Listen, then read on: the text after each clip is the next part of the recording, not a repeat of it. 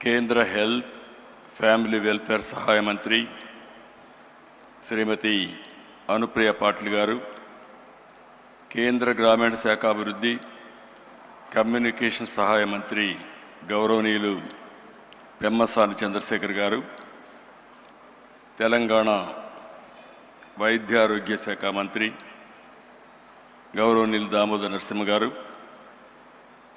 Andhra Pradesh health minister Satyakumar Yadav గారు, Visakhapatnam parliament సభ్యులు భరత్ గారు, ఈరోజు మనందరం ఇంత ఉత్సాహంగా ఇక్కడ పార్టిసిపేట్ కావడానికి కారకులైనటువంటి Basavatarakam foundation cancer hospital chairperson అయినటువంటి నటరత్న నందమూరి బాలకృష్ణ గారు, మొన్నటి వరకు సినిమాల్లోనే చప్పట్లు కొట్టేవాళ్ళు, రేపు రాబోయే రోజుల్లో సమాజ సేవలో ఎవరు బాగా చేస్తున్నారంటే దానికి చిరునామాగా బాలకృష్ణ గారు తయారవుతారు. అలాంటి బాలకృష్ణ గారికి మనస్ఫూర్తిగా అభినందనలు, ధన్యవాదాలు. ఈరోజు ఈ యొక్క సంస్థ సక్సెస్ కారణమైనటువంటి డాక్టర్లు, మాజీ ప్రజెంట్ ట్రస్ట్ బోర్డు సభ్యులు, సిబ్బంది, దాతలు, అదే మరి క్యాన్సర్ విజేతలు కూడా ఎంతో స్ఫూర్తిదాయకంగా నిలిచారు. అలాంటి అందరికి కూడా 25 సంవత్సరాల శుభ సందర్భంగా రజతోత్సవ శుభాకాంక్షలు. ఈరోజు నాకు అందరికంటే ఎక్కువ ఆనందపడే వ్యక్తిని నేను. ఆలోచన వచ్చినప్పటి నుంచి ఇంతవరకు ఈ యొక్క హాస్పిటల్కి కాస్తో కూస్తో ఎప్పుడు వీలైతే అప్పుడు దీనికి సేవ చేసే అవకాశం నాకు వచ్చింది. దానికి ఎంతో సంతోషంగా ఉన్నానని చెప్పి కూడా నేను మీకు తెలియజేస్తున్నా. ప్రతి ఒక్క సక్సెస్కి ఒక స్టోరీ కూడా ఉంటుంది.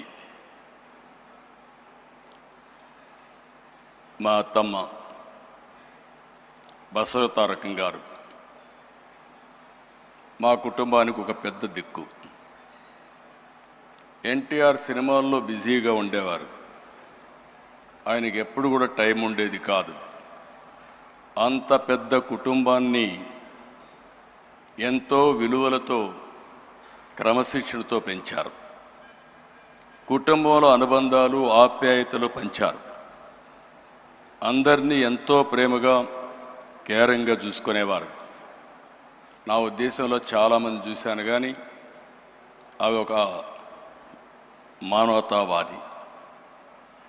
అలాంటి ఆవిడికి మీరు ఒకసారి చూస్తే క్యాన్సర్ రావడం చాలా బాధ కలిగింది మాకందరికీ. అయితే ఆ రోజు మనం చూసుకుంటే క్యాన్సర్ వచ్చినప్పుడు పెద్ద హాస్పిటల్స్ కూడా లేవు. ఆవిడ సఫరింగ్ కూడా చూసాం. ఆ రోజు తమిళనాడులో అడయార్, ముంబైలో టాటా ఆసుపత్రి, ఇలాంటివి 1-2 ప్లేసుల్లోనే హాస్పిటల్స్ ఉండేటివి. ఎవరైనా ఇప్పుడే వెంకయ్య నాయుడు గారు ఒక మాట మాట్లాడారు. ఆ రోజు క్యాన్సర్ అనేది డబ్బులుండే వాళ్ళకే వచ్చేదని, దాన్ని రాచపుండు అనేవాళ్ళు. అలాంటిది క్యాన్సర్ రాను రాను పెరిగే పరిస్థితికి వచ్చింది. అక్కడి నుంచి చాలా సఫర్ అయ్యారు. ఆవిడ సఫరింగ్ మేమంతా చూసాం. కడాన అమెరికాకు కూడా తీసుకెళ్ళి ట్రీట్మెంట్ ఇప్పించిన. ఎగ్జాక్ట్గా మేము ఆగస్ట్ క్రైసిస్లో ఎన్టీ రామారావు గారు తిరిగి ముఖ్యమంత్రి నెలలోనే, 1 నెల 2 నెలల్లోనే ఆమె చనిపోవడం చాలా బాధ కలిగింది. ఆ షాక్ నుంచి ఎన్టీఆర్ తట్టుకోవడానికి కూడా చాలా సమయం పట్టింది.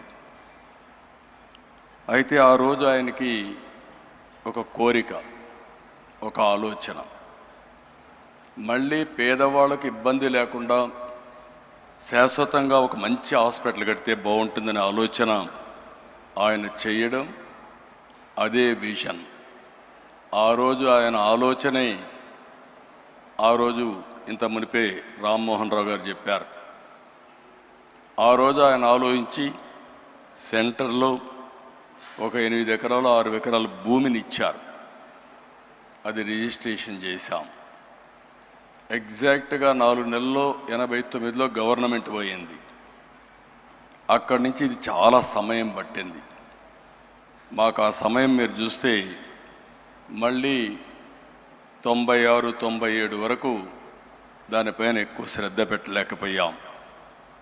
మళ్ళీ నాకు ఒక ఆలోచన, ఈ హాస్పిటల్ని ఎన్టీఆర్ రామారావు గారి విజన్ని మా అత్తమ్మ గారిని శాశ్వతంగా గుర్తుపెట్టుకునే విధంగా చేయాలనే సంకల్పంతో ఆనాడు ఇప్పటికి కూడా జ్ఞాపకం, కోడెళ్ల శివప్రసాదరావు గారు ఫస్ట్ మేనేజింగ్ ట్రస్టీగా ఉండి అన్ని బాధ్యతలు తీసుకొని ముందుకు పోయారు. అమెరికాలో తులసి గారు అక్కడుండి ఫండ్స్ అన్ని మొబిలైజ్ చేసి వారు కూడా పూర్తిగా సహకరించారు. వీరందరి సహకారంతో ఇప్పుడే డాక్టర్స్ అందరితో మాట్లాడుతున్నా, వీళ్ళందరి సహకారంతో నోరి దత్తాత్రేయ లాంటి డాక్టర్స్ అందరూ కూడా సహకరించారు. చాలామంది ఎన్ఆర్ఐలు, రాజ్యసభ సభ్యులు, వ్యాపారవేత్తల సహకారంతో ఆసుపత్రి నిర్మాణం చేపట్టాం. టాటా ట్రస్ట్ కూడా అడిగితే ఆ రోజుట్లోనే వాళ్ళు కూడా ఉదారంగా సిఎస్ఆర్ ఇచ్చారు. 2000 సంవత్సరంలో ఆనాటి ప్రధానమంత్రి అటల్ బిహార్ వాజ్పేయి మామూలుగా ప్రైవేట్ హాస్పిటల్స్ కానీ ట్రస్ట్ హాస్పిటల్స్ పెద్దగా ముందుకొచ్చి ఇనాగరేట్ చేయలేదు. పిలిచిన వెంటనే ఎన్టీ రామారావు గారి పైన అభిమానంతో, అంతేకాకుండా నాకుండే సన్నిహిత సంబంధాలతో ఆయన వచ్చి 100 పడకల ఆసుపత్రి ప్రారంభించాం. అది ఒక ఫౌండేషన్. తండ్రి ఒక మొక్క నాటితే, ఒక ఆలోచన చేస్తే దాన్ని కొడుగ్గా బాధ్యత తీసుకొని బాలకృష్ణ గారు ఈరోజు ఒక మహాకల్పవృక్షంగా తయారు చేసిన ఘనత బాలకృష్ణ గారికి దక్కింది. అయితే ఈరోజు నిరంతరం తపనతో, దీక్షతో ఆసుపత్రిని క్యాన్సర్ బాధితుల పట్ల ఒక దేవాలయంగా మార్చారు. అయితే ఏ వ్యవస్థ అయినా ఒకసారి అనేక సమస్యలు కూడా ఉంటాయి. 20 సంవత్సరాల ప్రస్థానంలో ఎంతోమంది త్యాగంగా ముందుకొచ్చి పనిచేశారు, ఎన్నో విధంగా సేవలు చేశారు. ఇందులో మాకు కూడా కొన్ని సవాళ్ళు కూడా వచ్చాయి. ఆ సవాళ్ళను మీరు చూస్తే ఆ రోజు మేనేజ్మెంట్లో కొన్ని సమస్యలు వచ్చాయి.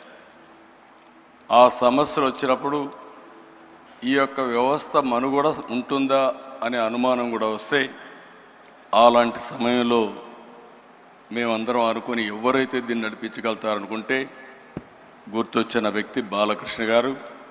బాలకృష్ణ గారికి 15 సంవత్సరాల మునుపు ఈ బాధ్యత తీసుకుంటే ఈరోజు బ్రహ్మాండంగా పనిచేయడమే కాకుండా రాబోయే రోజుల్లో తిరుగులేని వ్యవస్థగా, అన్స్టాపబుల్గా దీన్ని ముందుకు తీసుకెళ్తున్నారు. ఆయన ఎప్పుడు